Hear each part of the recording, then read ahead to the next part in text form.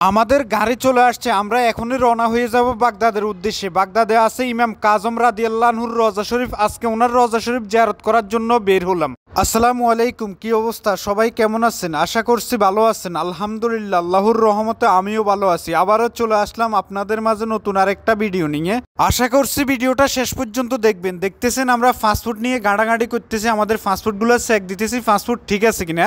যদিও আমরা নেওয়ার সময় চেক দিয়ে নিছি, তারপরও আবার দেখতেছি। তার কারণ আরও ফাস্টফুড যদি ভুলের সমস্যা হয়, একজনের ফাস্টফুড আরেকজনের নিয়ে আসে, তাহলে যাওয়ার সময় অনেক সমস্যা হতে পারে। আপনারা হয়তো অনেকে জানেন কারবালা থেকে বাগদাদ যাওয়ার সময় অনেক চেক পরে, আসার সময় অনেক চেক পরে, 6টা চেকপোস্ট আছে।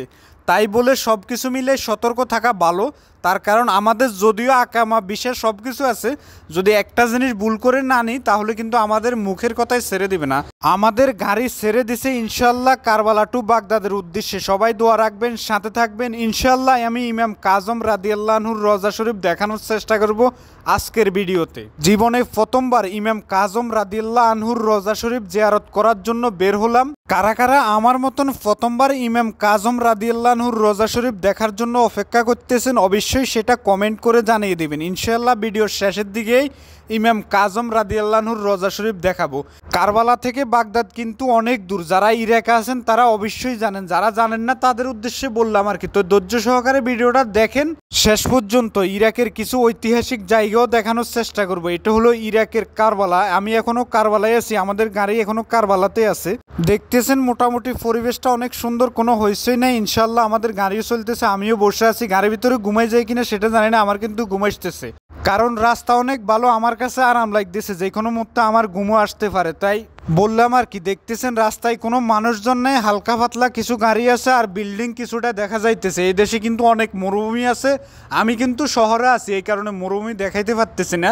মরুভূমির পথে গেলে হয়তো অন্ধকার হয়ে যেতে পারে, এই কারণে হয়তো ওইদিকে ভিডিও করা হবে না।